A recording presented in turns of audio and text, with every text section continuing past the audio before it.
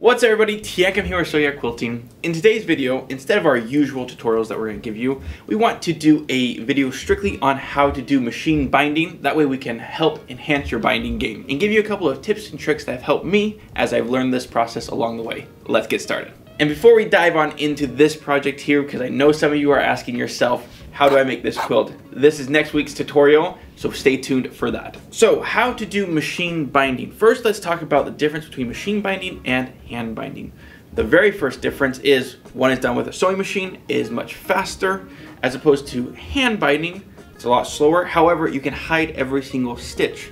So it's kind of your pros versus your cons there. And the second biggest difference is when you're doing hand binding, what we normally do is we would sew our piece of binding onto the front of our project and flip it down. As opposed to machine binding, we're going to be working on the opposite side of our project for our first step here. Now let's talk about the actual binding itself. Most of you out there have probably already gone ahead and made a quilt or made a project that you had to bind. And so I'm not going to bore you guys with how to cut a 2.5 inch strip, but what you're going to do is you're going to cut yourself 2.5 inch strips that when you sew them end to end, it will cover the entire length or entire parameter of your project. So if your quilt top was 50 inches by 50 inches, what we'll do is we'll take all four sides, which is 50 all the way around, which will equal 200 inches total that we'll need, plus an extra foot just to be safe. It's always better to have more in this rather than less. Once you've gone ahead and cut out your strips, what you're going to want to do is attach these strips to each other. Now, there's a couple of ways to do this, and I'm going to show you the difference on the same piece. That way you guys can see it back at home. And you can sew them directly across. Lots of people do that, and a lot of the best quilters out there sew directly across, okay?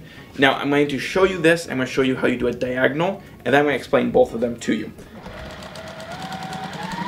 This will 100% attach your two pieces together, and it will look great. The other option is that you take your two pieces and you line them up like so, where they are going in opposite directions. One's going vertical and the other one's going parallel.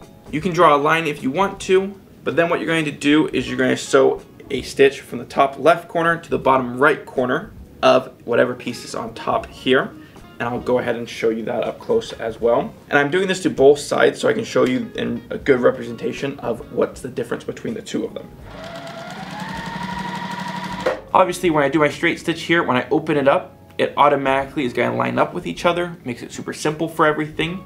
And then if I'm doing my miter edge, when I open this up, it's still going to line up with each other. However, the angle of my seam is much different, as you can see there. And I also have to do a little extra work and cut off this excess piece here, which you're going to want to cut at least 1/4 inch away from that seam, just to make sure we have a good seam there. But let me show you the difference in the seam itself when you do one version versus the other version. If you look here and you look on the inside of that seam, I have a bunch of layers stacked right on top of each other. Will they sew flat down? Yes, but obviously you can see the thick bulkiness of this seam. Now you're also going to see that on the edge of your quilt when I sew this down onto it, and how it's going to be a bit bulky.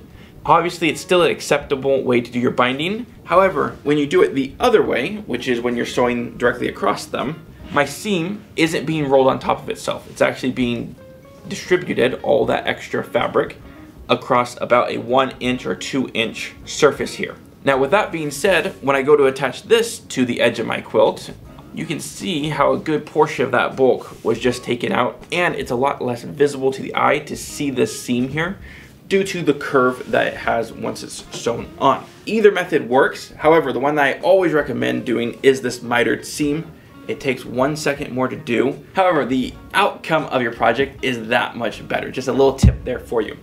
So what you're going to do is you're going to sew end to end a bunch of these strips. Like I said, you're going to take them to your ironing board, fold them right over on top of each other with the right side on top, obviously, and you're going to iron it all the way down, which should end up with something that looks like this.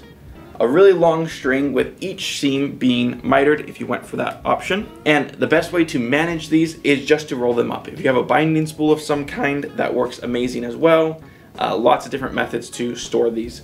But you're going to want to keep it all coiled up until you're ready to sew it directly onto your project. So now that you're at this point that you've already have your binding strips made up, most of us will coil them up or you'll put them in a little baggie, make sure it stays clean. Now once we're here, it's time to start binding our quilt. Now for machine binding, we're gonna flip this over and be attaching the very first piece to the back side of our project. Now with that being said, I'm gonna take my binding strips and I'm gonna start laying them out over my project. This is what I like to do just to ensure that I have enough binding. The best way to lay this out on your quilt is exactly how you're going to bind it. With that being said, I'm going to lay it down. I'm actually going to throw a couple clips on it just to hold things in place as I'm getting ready. So I'm going to start putting my clips around. Once I hit my corner here, I'm going to fold it backwards to create a 45-degree angle with my stripe or my strip here. Again, I'm folding it backwards on top of itself and then rolling it right back on top, just like so. This is how we achieve our corners for our project. And I try to make sure that I got perfect 90 degree this way, perfect 90 degree this way. You know, we're obviously assuming that our quilt is just perfectly square. I'm gonna go ahead and throw a clip on that. And I'm gonna just keep repeating this process all the way around my project or quilt. Fold this over, giving myself a nice 90 degree here. I like to give it a good finger press and then roll it right back on top of itself. Now also, the reason why I'm laying this out on top of it and making sure that everything's perfect, I don't want my seam to land on my corner. And if I'm just in the middle of my binding, I just start on one end and start binding it, there's no way for me to know where everything is going to land without laying it out.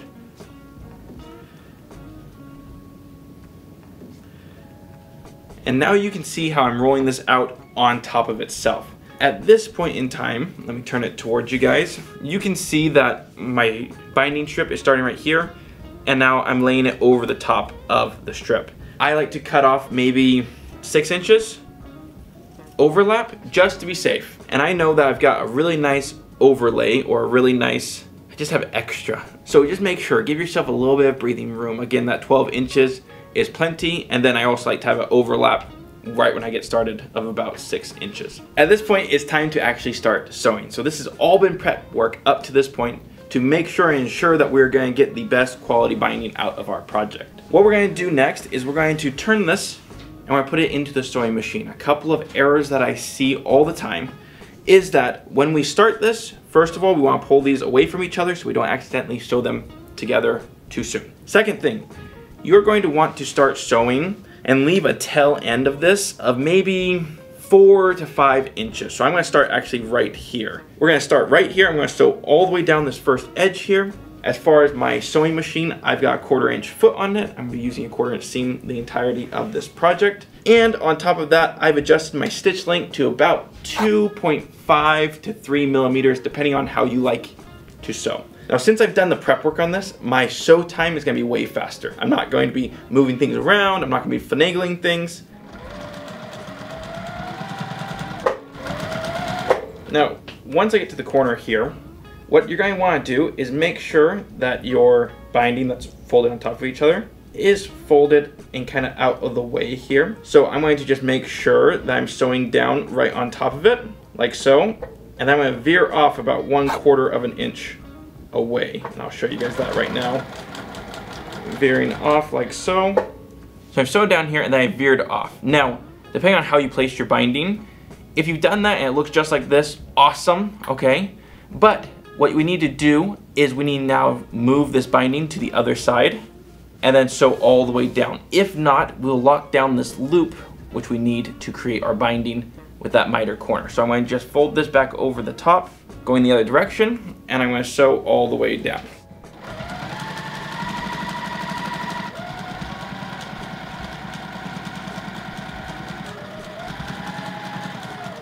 Gonna veer off here at the corner. Make sure I'm not sewing down my little pocket there. I'm going to just fold it back over itself into the sewing machine.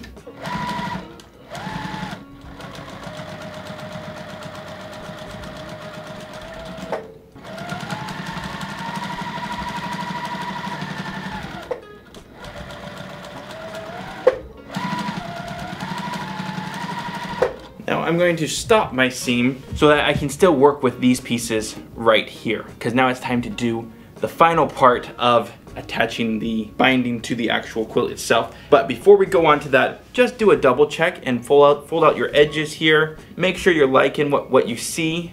Make sure everything looks good.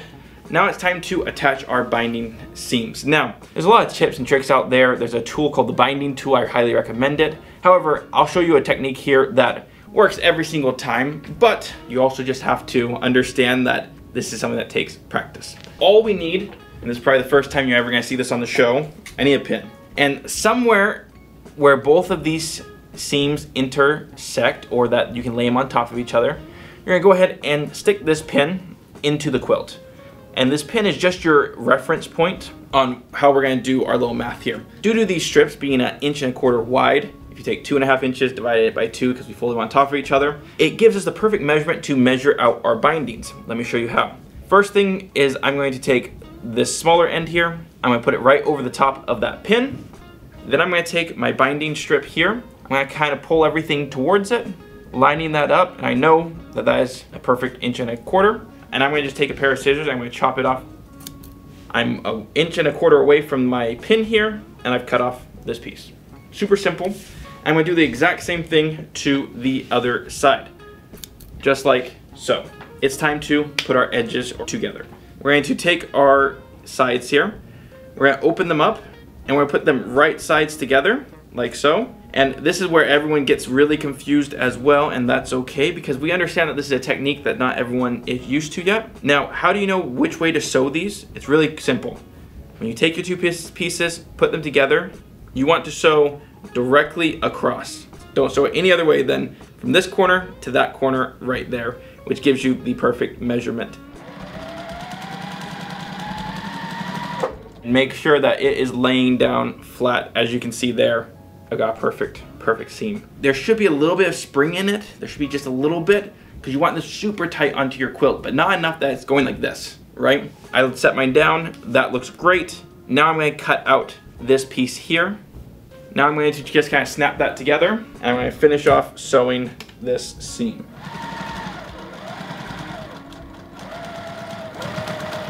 Once it interlocks with the other side, which already has a seam in it, I'm going to do a back stitch just to be safe.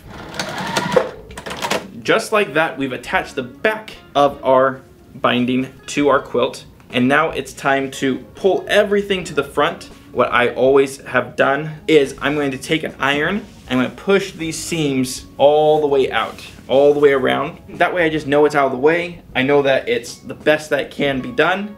I'm going to push these all out of the way, even my corners there. So now I'm going to fold these all over, knowing that it's going to give me a nice good fold over. Now at this point in time, you should change your thread to be exactly how you want it. If you want it to have blue on the top, like for my project here, like a dusty blue, with white or green on the back to help match everything, to help your thread to be a little more invisible, absolutely go ahead and do that. However, I'm going to continue using white, that way it's easier for you guys to see at home. So it's time to start clipping. I'm a big fan of the clips, and the biggest thing with machine binding is that people tug too hard on the project. What I mean by that is they flip this over like this, and then they try to pull it over, which is actually just wrinkling your quilt inside of it. So what I want it to do is I want it to be uniform and consistent all the way around. So I like to start off right here at a corner. So I'm gonna pull in my corner, lay it on top of itself like so. And now I know about how much I need to pull over all the way along the way here. So now I'm gonna pull this over like so. So I'm gonna start here right below my corner here, because again, you never want to start on a corner because you don't want to have a back stitch there or anything like that. And we're going to do the best that we can to keep it uniform and just barely clipping the edge of our binding.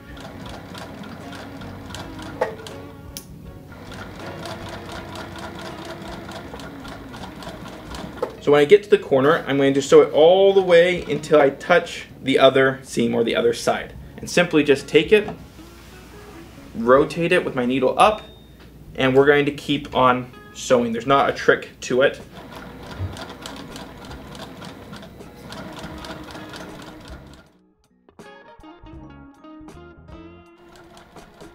Getting to the end here with a little back stitch, and just like that, you're complete. You've bound your quilt and it looks absolutely amazing. But before I let you go, I just want to show you guys some of the truths behind this, okay? Is this 100% perfect?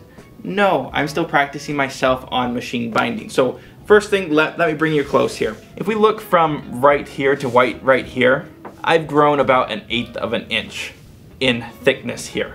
Now, nobody knows. No one's ever going to know, and no one's ever going to look that closely. But I like to examine my projects. That way I can see how I can improve on my next binding. The more you do it, the better that you're going to get. I could have come a hair closer to the edge of that binding so it wasn't able to be pulled up like that. Like on this side doesn't pull up at all. But it's a good thing just to take a step back, look at it, and don't look at it as like, oh my gosh, I have to fix that, because this is a perfectly acceptable binding job.